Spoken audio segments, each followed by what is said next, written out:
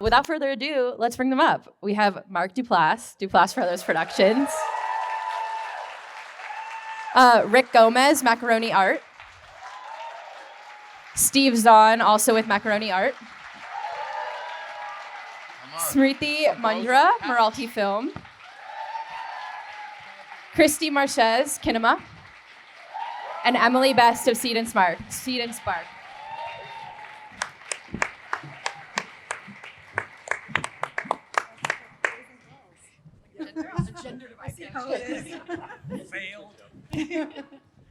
Thank you, everyone, for being here. I'm sorry, I'm going to pull the most basic question of all time, this first question, but I want to go down the line. If everybody can introduce themselves, tell the audience a little bit about you and your company and your association with Indie TV. Okay, hi guys, what's up? It's a pep rally. We're doing it. We need something in this goddamn business. My name is Mark Duplass. I run Duplass Brothers with my brother Jay and with Mel Eslin and Shuli Harrell, and we try to make independent TV and independent film and some mainstream stuff, but aren't having much luck with that. I went to Austin, UT in 1995, so it's really fun to be back. I saw Steve Zahn in an incredible movie in 1998, and I've been a fan ever since. So I'm happy to be on a couch with him. I don't know this fucking guy, but we'll figure it out. Yeah, you're up. I'm the other fucking guy that you don't know who he is. Steve and I have a company. It's called Macaroni Art. We are just kind of wading into this world of independent TV and certainly independent film. We don't know what the hell we're doing. I don't know if anybody really does. I mean, we're all trying to figure it out, I guess. I got it. Mark's got it. And so that's kind of where we're at.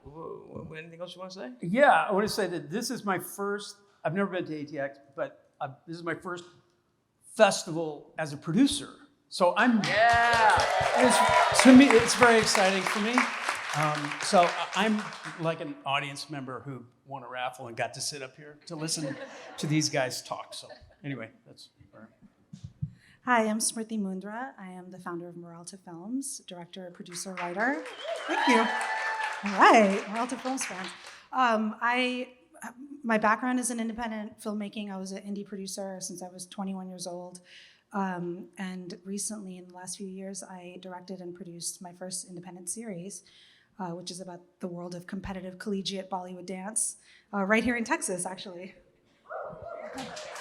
I have to interrupt for a second because she's really humble and nice, but she's been twice nominated for Academy Awards as a director.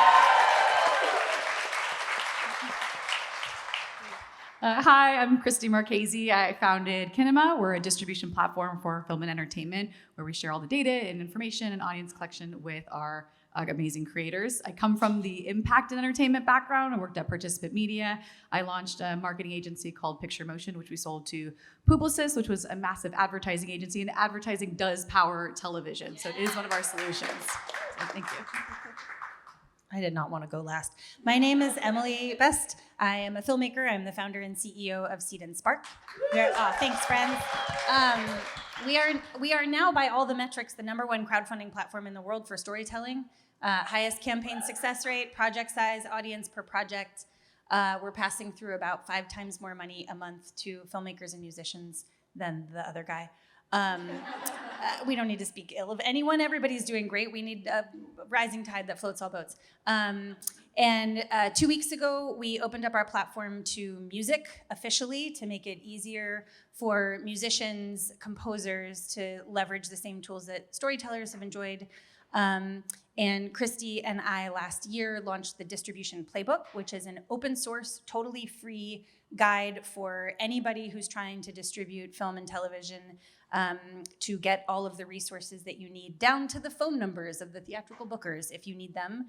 And we update it quarterly, and you can submit the questions that you have that aren't answered, and we will get them answered for you. Amazing. Rick and Steve, I actually want to start with you. And what, Steve, got you into wanting to produce and wanting to dip your toes into especially independent television?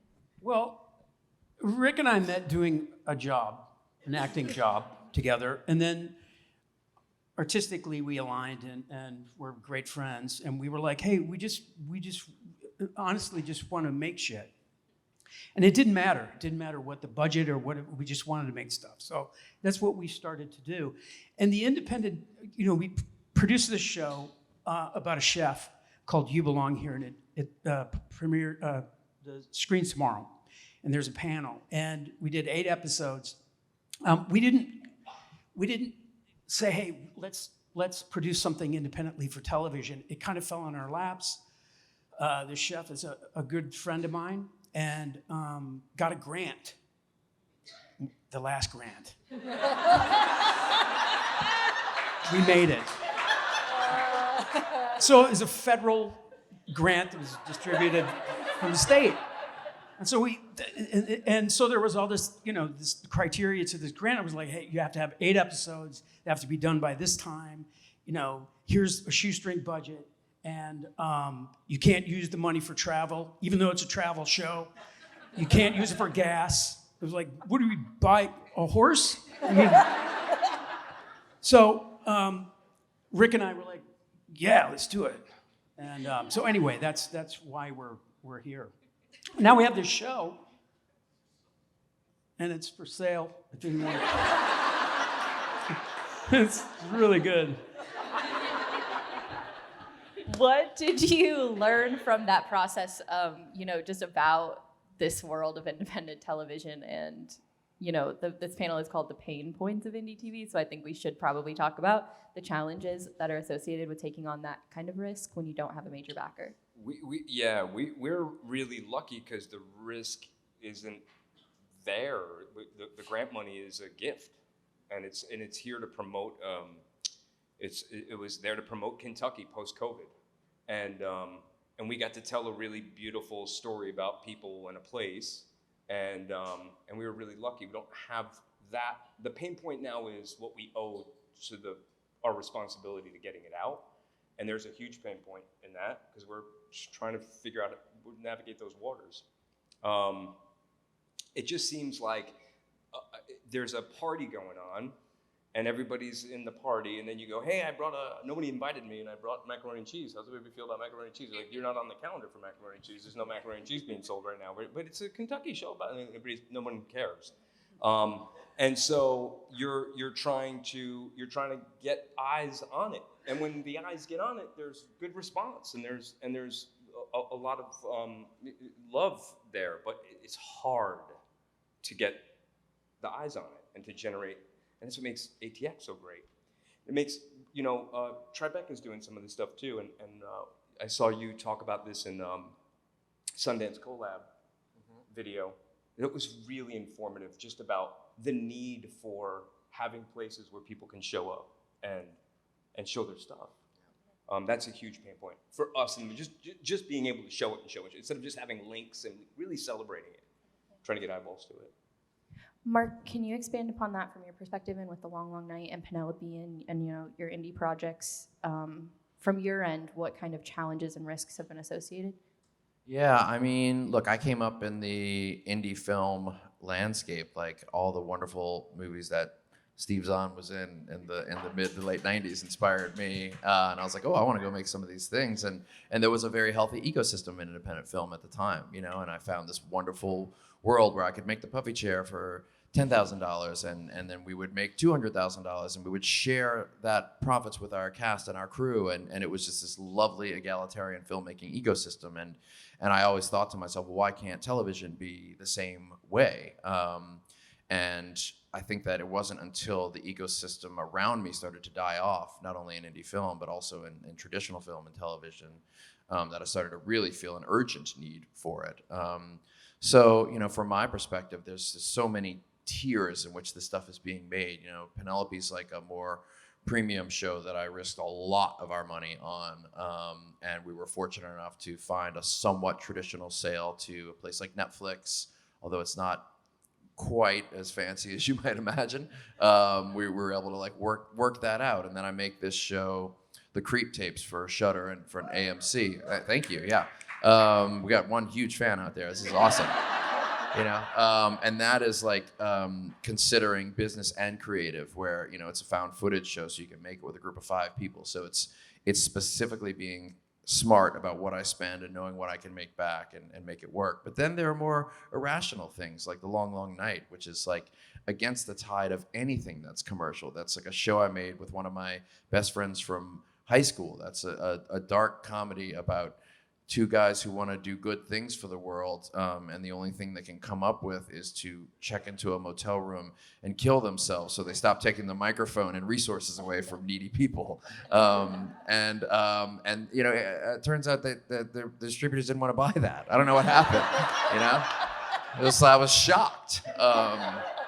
So my perspective is like, okay, so how do we hack a new road here? I've done it before, and I feel like I'm in a really fortunate position to be able to take some risks. And so I know Emily best, and I know Christie very, very well. And Emily at Seed&Spark if you guys aren't familiar with them and what they do, they're just incredible. Like their whole ethos has been, you don't have to move to New York or LA to make your stuff. Like make it locally in your community, and don't worry about getting into Sundance. Like play the regional festivals, gather all the emails, gather all the data, and go directly to them and bring them to the audiences.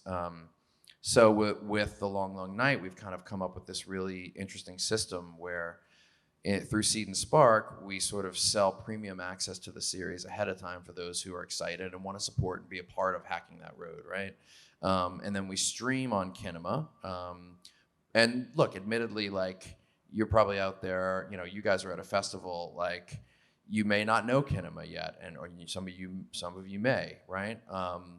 And what's great about Kinema is that they have this incredible sort of we're all in it together ecosystem, right? Which is if your show is on Kinema, and someone likes it, they can host a screening of your show either in person or digitally, and then that person can take a part of the revenue while Kinema does as well, and while you do as well. So it's like inviting everyone in to be a part of this and paving a road for a much more like middle class living. We've been taught that it's boom or bust, but maybe it doesn't have to be that way. So we're trying sort of like the grand experiment right now, with The Long, Long Night.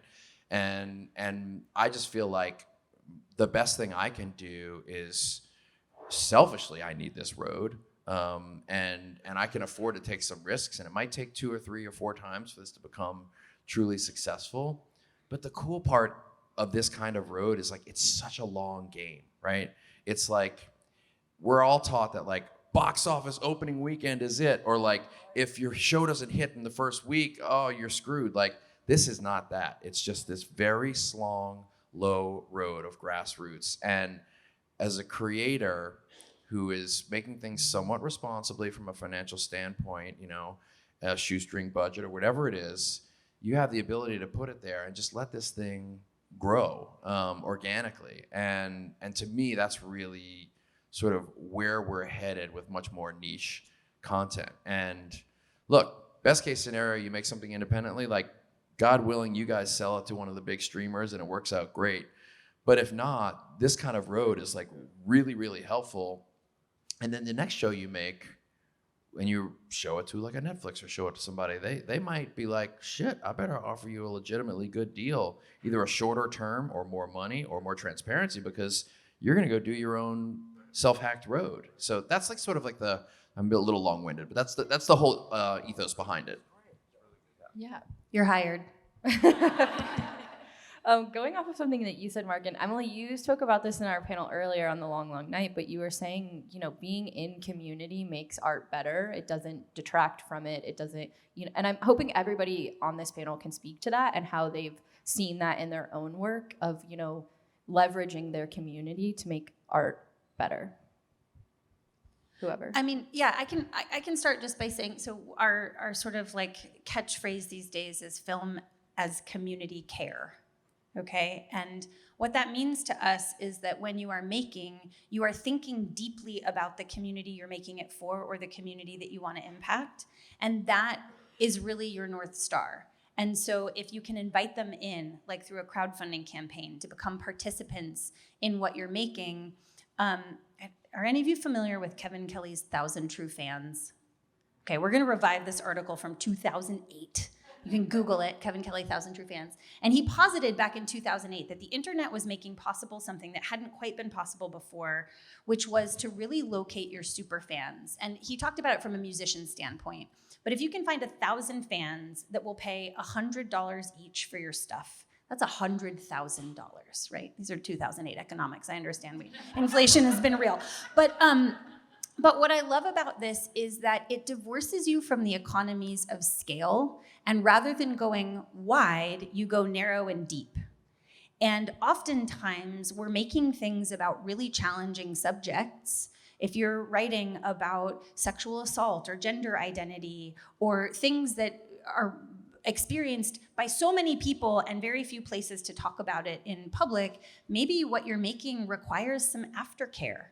And it's better to view it in smaller groups where you can have discussions afterwards. And that's actually the best way to watch something. The idea that the apotheosis of watching is to stream it on Netflix is bankrupt at its core, okay? A lot of things are meant to be watched in community.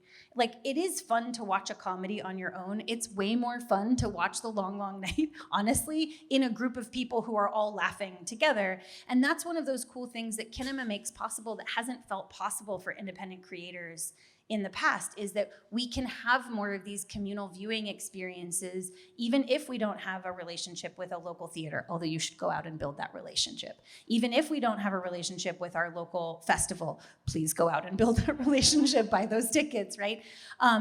Even if we don't have a relationship with our local library, for God's sakes, get a library card. But these are all relationships that we can be building and cultivating in our communities. But many of us live in communities that don't have an independent theater, right? But we could turn a rec room at our library into a screening room and watch things together and laugh about it and finally be able to talk about the same thing. So I think it makes it better because it gives more formats of content possibility, but it also means we don't have to have this industry level conversation of ooh, a grief movie, that's hard. And it's sure, it's hard if you want to drive people to a theater on a Saturday night to feel sad, but it's not hard when people are oh, I'm gonna go into a space where I feel really cared for and there's a moderator afterwards. And in fact, that doesn't feel hard, that feels cathartic. And so I think as creators, we need to divorce ourselves from what is frankly a very uncreative business model, because everything has converged around streaming at this point, and start to apply some of our creativity to how do we care for our audiences and communities, not with just what we make and how we make it, but how we show it to them. And I think that's much more exciting than I need somebody at Netflix to like me. That is not how I want my creative career to go. I want my creative career to be in dialogue with the people who are impacted by my work. And I think it makes it better because then I feel free to make the thing the way it ought to be made for the community I care about, and not for some very, I'm sure, well-meaning person at Netflix who's but the data. You know what I mean? Right, yeah. That was great.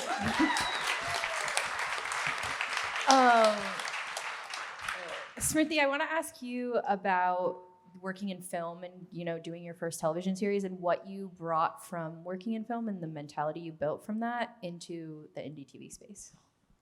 Yeah, I mean, I have been able to see both sides of my career. I've enjoyed the creature comforts of working in the studio system and in the streamer universe, and also have an indie film background, produced a number of independent films in my 20s, and now with Bollywood Dance U, producing and directing my first indie TV show. But honestly, the thing that I think about when I think about this work, and how I also want to think about my career moving forward, is the way that I was raised. I'm a first-generation immigrant. I saw my parents, they were both entrepreneurs, and they had to be entrepreneurs about every aspect of their lives and careers. My dad was a lower middle class, kid from Calcutta who came to the US on a PhD in engineering, and by the time he passed away had made 40 independent films. My mom, she went from not knowing how to turn on a computer to within a year running a software startup. They did it all by will and by grit, and by not wanting to give the keys to their life and their prosperity to anybody else. So that's how I was raised. And that's what keeps me going and what keeps me motivated. And while it is very comfortable to, get a paycheck, and be able to enjoy all of the comforts and resources that come with working, on a commissioned series or on a, in a streamer environment, on a studio project, there you'd lose something. There's pain points there too. I think everyone here, has experienced that. There's pain points there too. And if I was going to choose my pain, I'd rather it be in a way that's in my control, because and at the very least, I know there's always something I can do. And with my series, Bollywood Dance U, even with that series, it's been a lot of ups and downs. We took it out in a traditional way, pitched it to all the streamers, got multiple offers. All of them were for a development step. And that, if you're unfamiliar with the way things really work, it sounds exciting like you sold a show, but actually it means someone's giving you a tiny bit of money to prove that you can make a show. And it might be a year before they decide they don't want to make that show anymore. Decided to forego that, got a couple of partners who financed the production, did a very, very small footprint, lean and mean production to shoot the series, which was not easy, following 40 college kids all over the country on an indie budget. And then in the process of us taking the show out, when we had shot it, to sell it, we went right through the buzzsaw of the industry contraction, of the last couple of years. So there were people who on a Monday were making us offers, and by that Friday they were laid off or had hiring freezes at their companies. We were fortunate enough ultimately to find a distributor, and a partner in National Geographic for the show.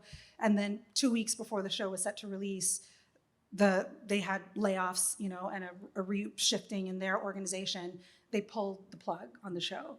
But because it was an independent all the way from beginning to end, my partners and I owned the rights. We were able to retain the rights. No one could write it off and put it on a shelf and make it disappear. And now we're in the process of finding another home for it. And I know because I took that chance on my own work, no matter what, by will, by grit, by whatever wall I have to punch through, that show that I care so deeply about and I poured my heart and soul into, and so many people put their hearts and souls into, will get out in the world. And you can really only say that if you do it independently. Wow, yeah. I want to add one thing to that. That is a more common story than we would all like to admit, and I'm so sorry that happened to you, because it's really brutal. But speaking a little bit to you're talking a lot to the emotional, creative, and spiritual side of it. But I think even when you look down at the financial side of the indie things, it's like, oh, it all sounds fun, but like, what about the money? There really is, in my opinion, because I have made, in particular, documentary series are a little bit more cheap to make than narrative series. So when you're towing into indie TV, documentaries are a really good way to do it.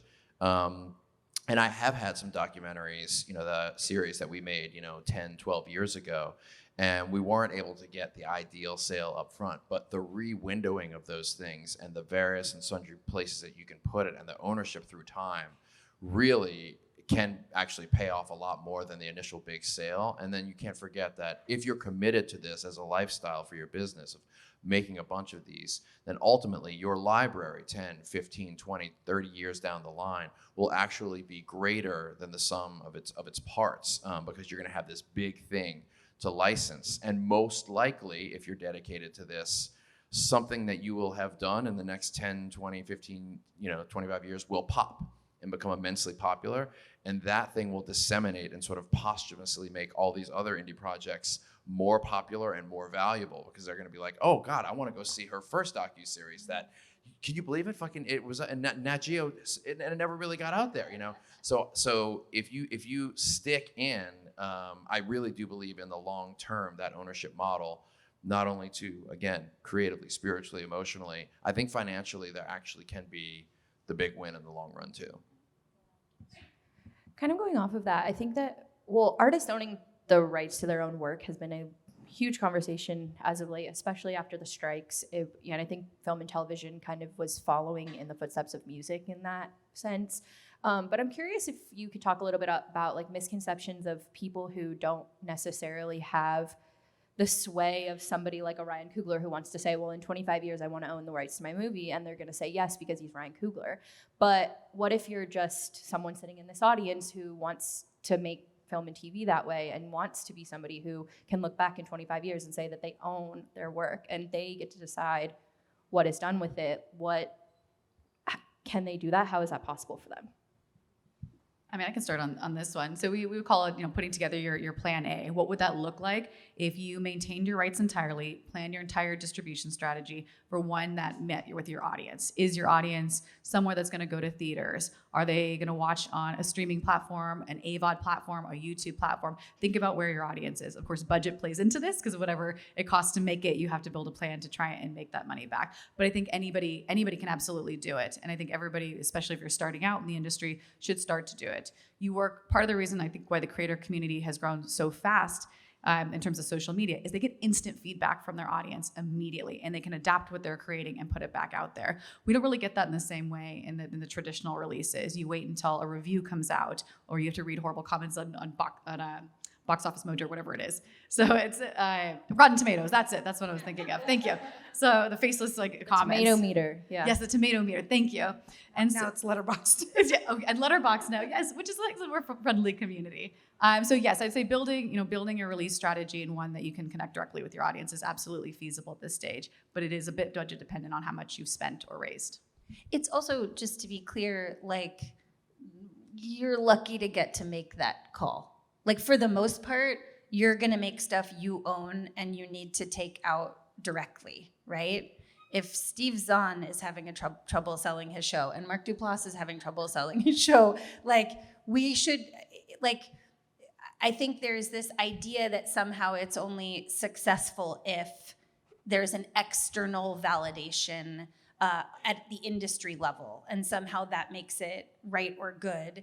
And I think what we're starting to see is that our heroes are sharing the same challenges that we are sharing, and they're talking from 20 years ahead of where many of us are and saying, you know what, it was almost always better when I owned the IP, right? For the long haul. It doesn't mean that, like, the big paychecks don't come from the big studios necessarily, but that, like, long arc of your career is really forged when you own your own IP. T Swift bought back her first 6 albums yesterday. That was the big news, right? Oh, yeah. It's like everybody who is in this for the long haul understands how important their IP rights are.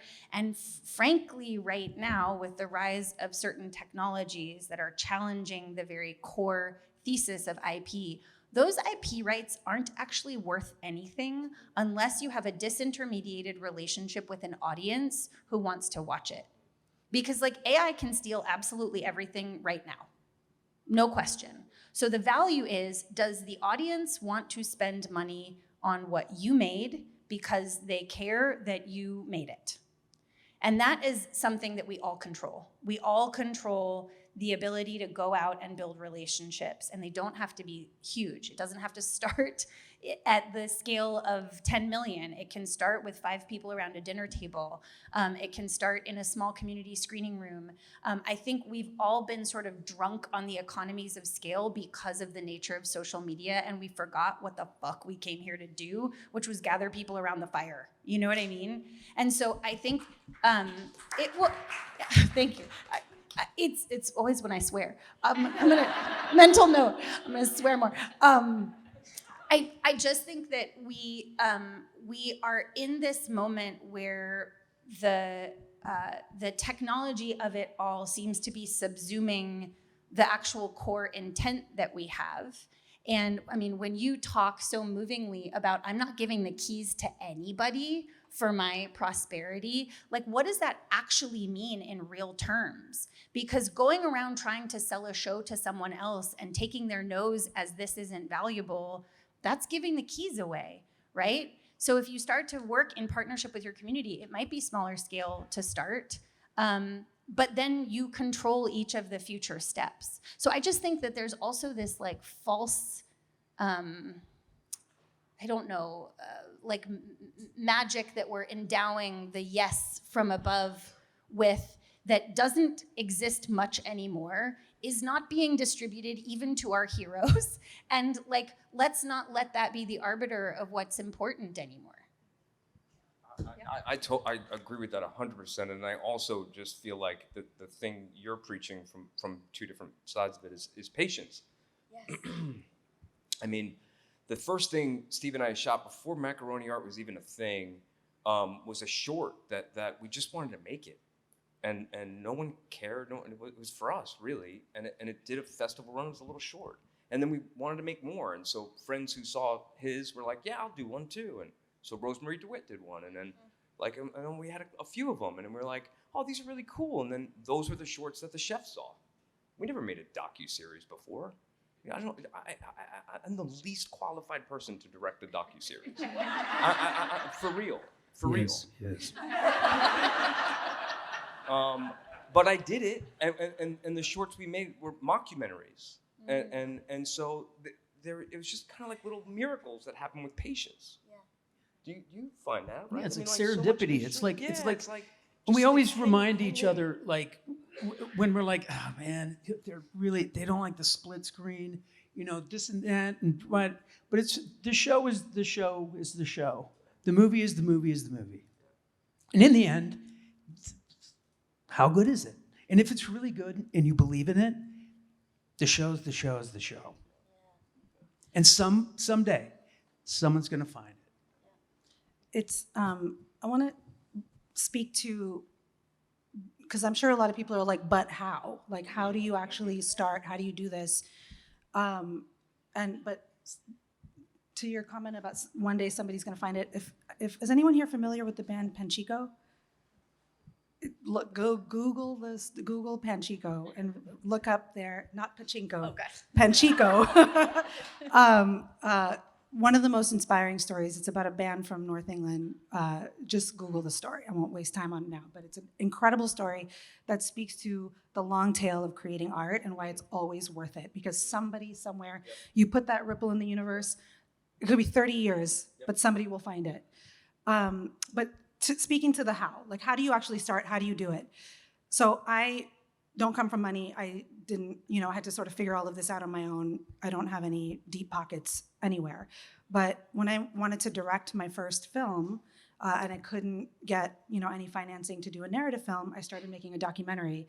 It took me 7 years to make it. Cost $200,000 over 7 years. That was $10,000 at a time, either of my savings or money that I raised from friends and family. And that led to the first big break of my career, which came 20 years into my career, maybe more, when Bella Bajaria at Netflix saw that documentary, called me in for a meeting. I pitched her a reality TV show. She bought it in the room, and that show became my first big break, which is a show called Indian Matchmaking. But it took 7 years to get there. And I remember thinking at the night of the premiere of that documentary at the Tribeca Film Festival, I said, okay, it took me 7 years to make this film. I'm 37 years old. I was like, I have this many years left to work. If I can make one independent film every 7 years that I care about this much, no matter if a handful of people see it, like that's a good career, like that's a creatively fulfilling career. And you never know, like the more you put out in the world, you never know what spark, is gonna lead to that next thing.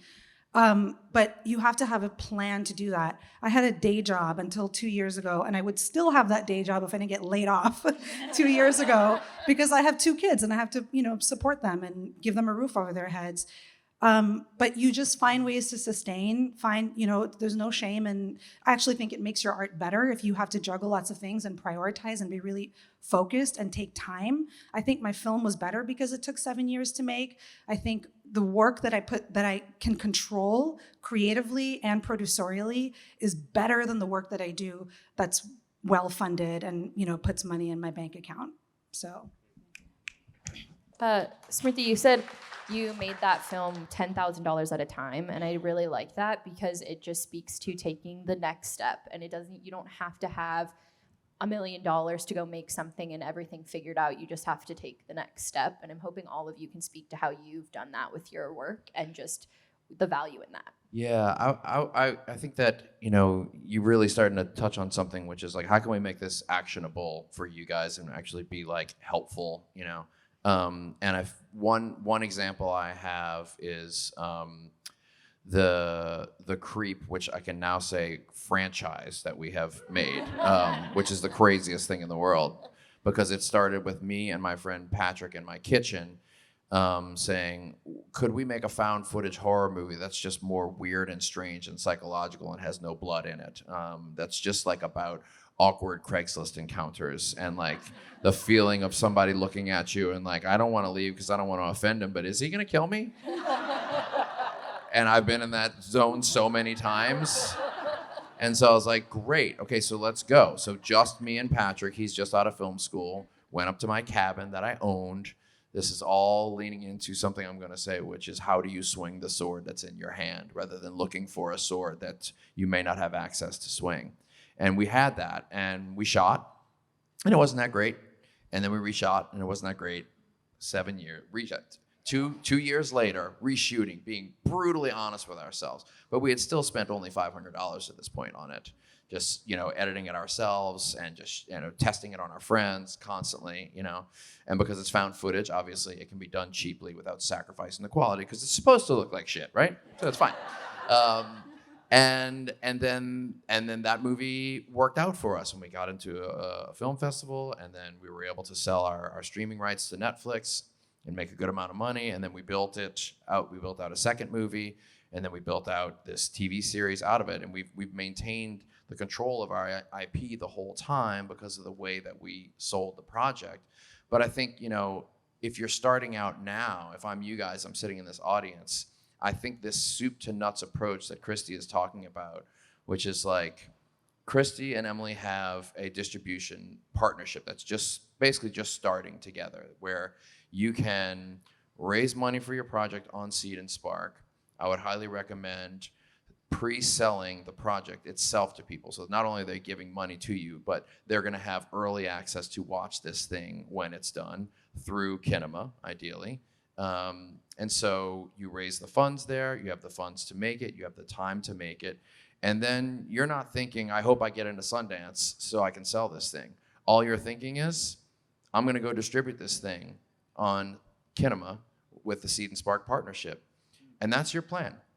And if somebody comes along and they offer you something more that's exciting for any reason, that's great. But like, you're headed down the path, and people can smell that on you too.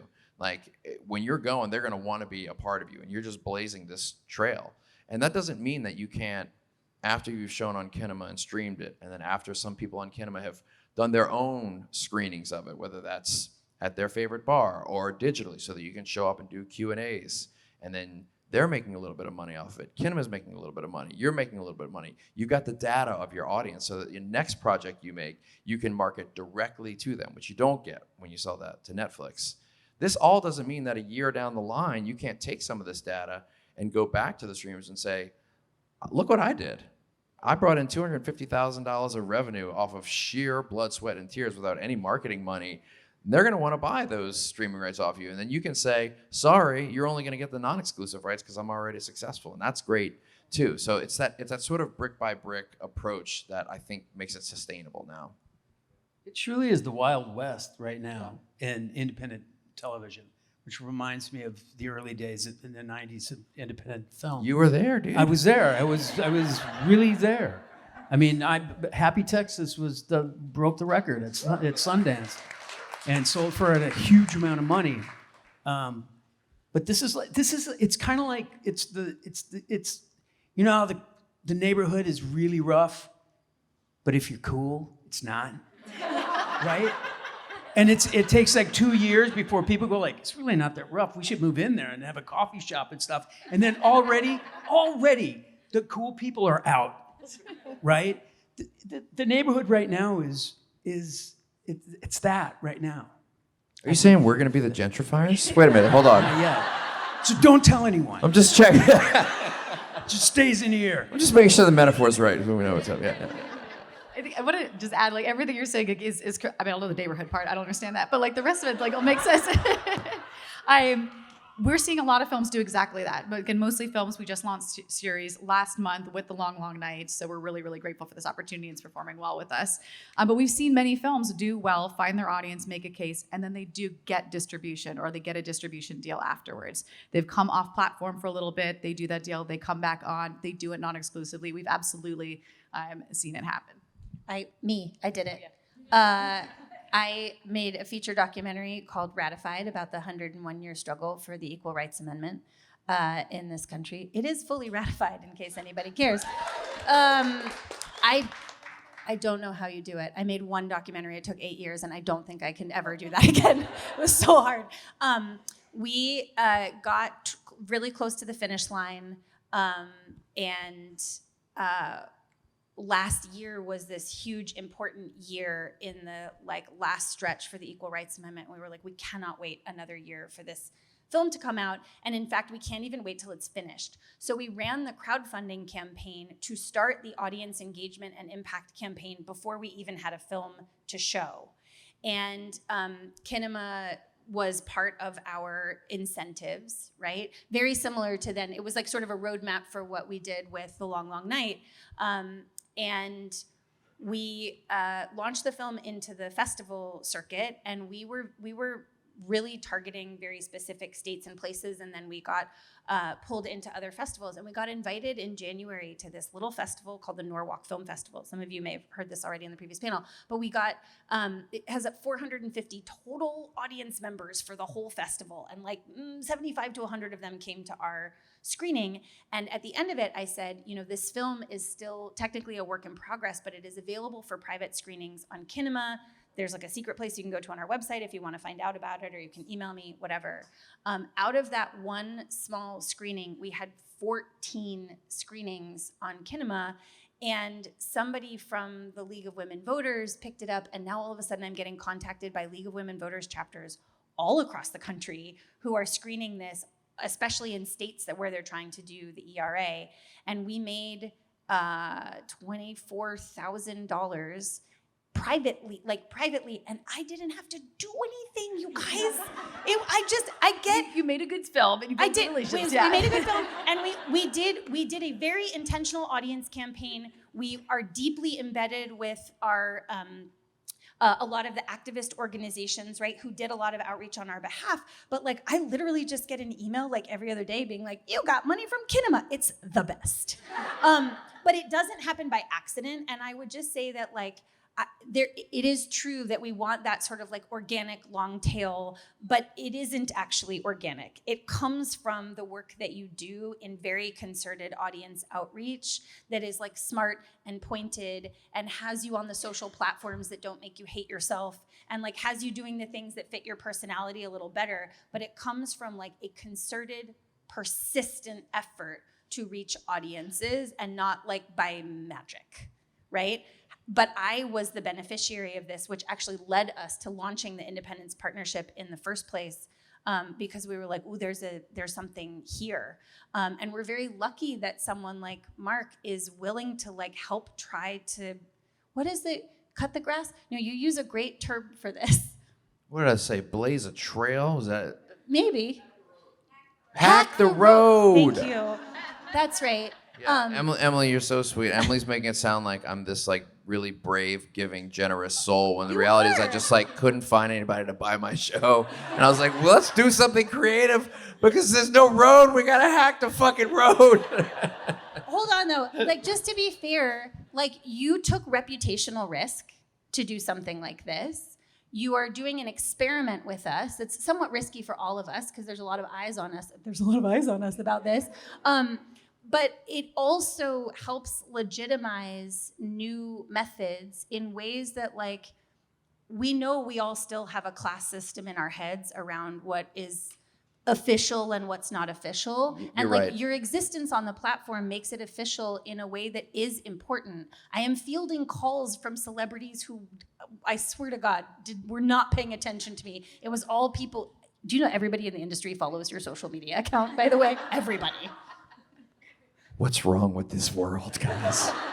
No, but you know what? You're right, Emily, and I will say this. To the sort of I don't know, you said it better than I would, but basically the dependence on the industry and their validation. As long as I've been in this industry, and I'm very independent minded, I still have that little boy who wants to be validated, because when we took the long night out for a traditional sale, it was coming in the wake of like, we killed it with Penelope. We got all these nominations. We sold to Netflix. Creep Tapes doubles down. We sell it to AMC Plus, and I was like, a long night. And we did. I mean, the truth is, we did get offers, but they were not good offers. They were for a lot of years of license and a lot of ownership, and some with some creative adjustments. And I knew in the long run it would be so much smarter to take this risk with you guys. But there was still that little boy in me that was just like, but mom and dad will be so proud because you sold it. Because you sold your thing. We want to sell our things, and it makes it feel like we're successful, you know? And look, I get it. Like, and you know, sometimes you're just in a place where you have to, and that's no problem. I've done that in the past too. But it was hard for me to turn that guy over and just be like, shut up and play the long play. I can add real quick because I'm hoping that some of the rewards and the validations do come later too. What you said about like the long tail and the patience that you have. What we've seen has been successful are campaigns that are running for 2 years, like a 2-year release where you do a festival or some sort of exhibition. Exhibition doesn't have to be a theater. It can be any sort of communal space where people are gathering in person. It's doing like an untraditional release like we're doing. And really like kind of the more attention you build along that process, the more supporters you get, and hopefully it pays out in the long run. And again, we're seeing that in the community getting built, and then some of the sales that happen at the end. I believe that. I think, like, I didn't sell any broadcasts, right? I didn't sell anything, and I believe that once we take our data out, I'll be able to turn around and like do a broadcast sale, do a second window for streamers and stuff like that. So I think it will come. I think there is something to be said for a well-known successful actor being willing to say, like, yeah, nobody wanted to buy that for nobody gave me a sufficient offer for this, because I don't think very many in your shoes would do that publicly, and I think that's important. And I think it speaks to this larger conversation, which all of you have sort of mentioned, of just like finding the right audience. And I often feel like in Hollywood, especially the major distributors, are playing this game of like, what do audiences want? Like, what can we make to that audiences are searching for, instead of just making the thing and letting it find its audience. And I'm curious if you can speak to that. And like, this is my last question before we open it up to audience. So if anybody has any questions, but if you can speak to that, like the misconceptions about like the business sensibilities of making art, I guess. I mean, there's something that, you know, Mark can say, you know, we have this idea, it's creep, it's found footage, we're gonna do the thing, we're gonna go there. But the reason why we are swept up by that is because it's you in that, it's your mind in that thing. And so it doesn't matter the genre, it's us in the genre. It's you as an artist and human being in the genre. It's everybody, it's all of us. I think sometimes, and this is what we love about the independent thing, is the room to just do the thing you're drawn to, really find the light and kind of be the bug. And you said something a while back about the cavalry, and it's kind of a piece of that, looking at it from another angle. It's like they're not coming, right? So it's really just up to you to jump. And I think that if it's really that voice, it does find its echoes to the right place. It finds its similar spot. I know that experientially, and I have hope for that. I just have hope for that. I feel like as human beings, we do that. We vibrate off each other. We find each other. We sing these weird songs, and we find each other. I don't know how that fucking works, but it seems to. Well, does anybody have any questions? We have a microphone right here if anybody wants to. Step up to the microphone. I was like, Yeah. I was waiting to ask a question. I was like, am I going to be the only one that's like standing up at the microphone? You have First, people joining you. I want to say thank you to all of you for how vocal and loud you are being about independent television. I'm building a company with creatives that is going all in. So my question is, because of the doors that you've opened and the rooms that, especially Mark, you're able to walk into, Are there any conversations that you've had with kind of the traditional companies or people that we can get excited that they might be joining this movement as well? Yeah, I mean, I can speak a little bit to that, and I don't want to get too in the weeds, but one of the major pain points right now is that in the mid-90s, when the independent film movement started to happen and get really strong, there was some initial resistance by the executives to buy those movies because it meant, well, if I just buy this thing that's already made, I'm a development executive, and I'm essentially negating my job. And so there was some resistance there until those movies became so good and so undeniable that the companies actually hired people to acquire original films so that it wouldn't compete with their development position. Right now, we don't have that bifurcation in the TV space, so there's still a little bit of that resistance. And the people who acquire television are only acquiring like old Seinfeld episodes. Right. So what I'm actively urging people is like, designate somebody smart, 28 years old, new, who you can designate as an acquisitions executive who can make their name and their mark off of buying things and making them originals for your company so that your development executives don't need to be threatened. And that is something that a lot of people are starting to take seriously. And what we need to be doing is coming to festivals like ATX, like Series Fest, and we need to be willing to take the risk and bring something here that hasn't been sold yet so that we can start saying, if you don't come here, executives, and buy these things here like they did at Sundance in the 90s, you're going to miss out on this thing. And we need to create a mindset of scarcity. And I don't like to monger fear, but a little bit of fear that they might lose something is not bad. I love it. I'll monger fear for creators any day. So that's a lot of the work that needs to be done. Amazing. Thank you so much. Hi, this was really awesome. Thank you guys for being here. I'm at the University of Texas, and I'm doing my thesis on fandom behavior. So as y'all mentioned, a fandom can be like a real driving force behind the development of indie projects.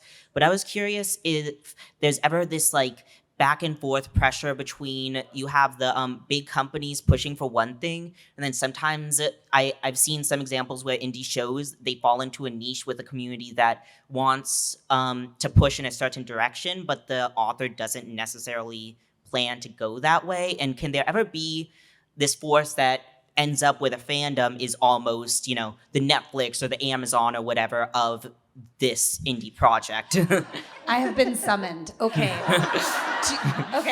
Okay. So, I haven't even talked. Okay. I have a new... I think you guys need to go make Before Sunrise tonight, walking around town, and just. So I'll film it. Done. I have a very, will somebody buy it? I have a very firm belief that the group of people who carried us this far are not the same group of people that are going to help us build this new fan-centered, fan-owned, creator-centric, creator-sustainable model, okay? There are two things I want to say. Number one is the power in this room. Like if everybody basically here decided to host a screening for 5 of your friends on Kinema of The Long, Long Night, we would be the next stretch of the way towards the thing. So we can already operate as a fandom, right? For the model that we want to carry forward. Like we can just choose to like buy the things that are trying these new ways and pad the numbers a little bit and like maybe be surprised and delighted. But I am now working on a new effectively curriculum for a new role that we need in our industry, and we're calling it a community producer. And a community producer is somebody at like who lives at the highest level, you know, on the I don't know, what is it, the top half of the call sheet? What is that? Above the line. And a community producer is somebody who has a 30,000-foot view of both fandom and fan behaviors and community organizing. So this is not just an impact producer who understands how to connect one project to one impact, but who profoundly understands the community nature and the behaviors of fandoms, and can help guide the projects, but also can help nurture and kind of shepherd the fandoms on a good path so you don't end up in this like I don't know, stalemate, right, between fan communities, because it can't just be, oh, I'm gonna like drop this into the middle of a fan community and pretend like fan communities don't have their own rules, regulations, norms, etc. Actually, what I need to do is enter into the fan community and start conversations, and maybe also steward some of that energy in a specific direction, garner their engagement in meaningful ways, make them a part of the project, and use more community organizing so that we are genuinely forging relationships with fans as opposed to just trying to capitalize and extract from them. I'm obsessed with this. I would love to talk to you afterwards. Yeah, that would be great. I love that. Thank you. We have a new company, and we've got the creative executive here. It's all happened. Hi, thanks so much for speaking. First, Creep is one of my favorite films, so it's cool to hear that you had to redo that over and over. It almost killed us. Oh, well, but I'm glad thank you for your enjoyed sacrifice. it. Thank you for your sacrifice. And if for season 2 you're looking for more victims for Peach Fuzz, hit me up. Okey-dokey. My question has to do with YouTube, actually, because there was an article that came out that Lucas Shaw wrote about that the title was YouTube is swallowing TV and it's coming for the sitcom. And I just wanted to hear from your perspectives, like where does YouTube play into all of this? You know, now that like things like Miss Rachel can be on YouTube and then just can get picked up by Netflix and they're just picking up the same episodes and she has the rights still to all of it. So it feels really cool and you know, a new place. But where does indie TV fall into that aspect? I can start and speak a little bit to it. Yeah, YouTube is one of it is the biggest distributor right now. Essentially, it's in television, it's in film. Lucas Shaw, who writes for Bloomberg, I also highly recommend everybody read and follow him because he writes really well about the industry. What they all have done is they have amassed power by going to know their audience directly. Miss Rachel went direct to audience. What were we talking about? The Real Guys of CD Valley is another one. Like they started by going direct to audience, and I think it's hard to just jump into that. It's hard to kind of create a show and then just release it on YouTube. They built, I think it's once you have over 1 million subscribers, you can actually make some real money. You can't even start turning on ads until you have at least 1,000 subscribers. So I think if your audience is a YouTube audience, then I would look at starting to build your following or your production company's following online first before just kind of dropping a show into it. That's what I expect. Awesome. Thank you. Oh. And remember, the show is the show is the show. Thank you. Thank you. Make it good. I wanted to ask like what your guys' thoughts are in the way like Hollywood and like big budget production will be influenced by independent media in the next like 10 years, because I think it's kind of proven that like current Hollywood is unsustainable, and especially like the streaming model is pouring a lot of money into something that isn't making a lot of money in return. Such a great question. I am hoping, and I don't know that I am right about this at all, but what I'm hoping is that you know, this sort of race to be the king of the streamers that they did in the last 6, 7, 8 years, which, you know, provided a lot of that glut of content that we had and a lot of great stuff. But it was unsustainable, right? And now they know that. So now the spending has to come down, right? And what that means right now is they're making fewer things and they're trying to make bigger things that are IP-based and that are more sure bets, you know, Harry Potter shows and whatnot to compete. But I think that they're going to get squeezed even more. And I think what's going to happen is, what I really am hopeful, is they'll look around and be like, shit, we're getting squeezed. What's another way that we can make this thing work and be sustainable? And that they'll turn around and they'll be like, well, that was interesting. Like, Fleabag, like, blew up the world. And that was cheap. What's this Baby Reindeer? That blew up the world, and that was cheap.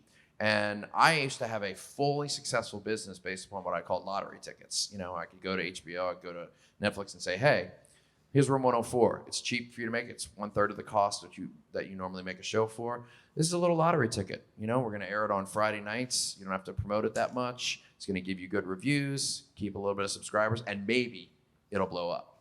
And so I'm hoping they will look to the lottery tickets as a thing that builds out the service, has a lot of things for them to look at, and know that 1 out of 20 of these are randomly going to catch fire in the zeitgeist, and they won't know why, but they'll just bet on the right creators to consistently make those things. Of course, they're going to be the big IP things out there, but that's the drum I'm beating right now. Is they're like, I need Harry Potter. I'm like, yeah, but Baby Reindeer. Like, don't forget. Thank you. So we have to wrap up soon, but I'm hoping we can get through these last 2 questions. So hopefully we can do them quickly. So Thank you for this fabulous panel. The lack of indie TV was actually not very surprising, or it was unsurprising to me, because unlike many other art forms, since its inception, TV has so been close tightly to commerce, right? Like selling soaps. So other than private equity kind of blowing up the traditional media ecosystem, why do you think we're seeing this moment for development of indie TV right now? Like, what are other factors that are contributing to this wild, wild west that's happening now versus like 20 years ago or 20 years to the future? That's a super hard question to answer. Here's my stab, is that if the file sizes hadn't been so large, the movie business would, or the film and TV business would be in the same place the music business was 10 years earlier, right? Like if you had been able to rip on LimeWire episodes of television at the same rate that you were able to get pop music, we would be where music is. And so I actually think we are reaching the sort of convergence with the music industry, where they're 10 years ahead of us in terms of the way that the IP rights and everything have been disrupted and trying to forge new business models. And just to be clear, they're like a fraction of the size of media. It's like all of music is like $100 billion a year. It's like so small. So I do think that part of it is that there's been enough technological disruption that everybody's been hit now. And streaming actually brought about, like, do you remember that there was a difference, but there were movie stars and there were TV stars. And you didn't do TV if you were a movie star. I think Leo DiCaprio was like the last holdout, right? So I think that the streaming created this sort of false, well, I don't know, created a renaissance in television, certainly, but it also created like a new fervor around television, which was just on the same crash course as everything else for disruption. So I think this is a natural part of this technology cycle that we're in, where TV was the thing that was gonna make streamers work. And then the streaming model broke down and took TV with it. And so now we're just like in this like same cycle of disruption, and having to figure it out. And who do they come to when they break it? The independent creators. We are the ones who teach them how to fix it every fucking time. So this time, we're not selling our IP rights to them, okay? The people who moved to the cool neighborhood. It was really rough. Hey, we need help. We need another neighborhood. Will you find one for us? Hey y'all, thanks for this talk. It's been really interesting. I'm super excited about it. And I guess one of my questions is, Mark, you touched on kind of this indie TV being a way for like middle class creators to sustain a career. And I'm wondering, do any of you see like a path where actors and performers can also make a middle class career on this? Because obviously like the middle class actor doesn't quite exist in the way it used to. And I'm wondering, beyond like docuseries and two-handers, like could we do an indie TV with a big ensemble cast, or like a Law and Order type thing where there's a guest star and co-stars in each episode? Like, what does that look like? I don't know exactly from Sure. the product side, but I think what I'm seeing more and more as a trend is just not paying up front, but paying it on the back end. So mostly and setting up, I guess, a waterfall or payout schedule that pays everybody in the staff. So whether you're releasing through YouTube or whether you're releasing through a platform like us, as the revenue comes in, it gets split. So the more promotion that the actors do, the more everybody gets from it at the end. It's a really complicated question, but a good one, you know, and there's two sides to look at it. One is like, you know, if you are an actor and you're looking for more of this work, the best thing you can do for yourself is to become a creator and help with that. That's one side. The other side is, you know, if you look at a movie like Sing Sing that was made, they've sort of released their model, and how the way the waterfall works is like it doesn't just go to the distributor first. It kind of like starts to evenly split, like, you know, and that is something I think can also play for not just, you know, again, numbers 5 through 10 on the call sheet, but also below the line crewmen and things like that. So there are certainly ways out there, but I would be remiss if I wasn't totally honest in saying that, like, when you're looking to make independently made stuff, TV or film, like there has to be some cut somewhere, right? Because it's like there's just not the abundance that you need. And where I find my brain often going is like, what I don't want to do is force all of these people to show up and work for a 10% version of their previous rate. What I want to do is build something that can successfully be made with a smaller group of people, both in terms of crew and cast, so that at least the people I'm asking to be there, they can at least be working for closer to 50% of the rate while also having some back end play into it. So that's sort of where my brain goes, for better or for worse. Thank you. Thank you for all those great questions. Thank you for being here. Thank you all.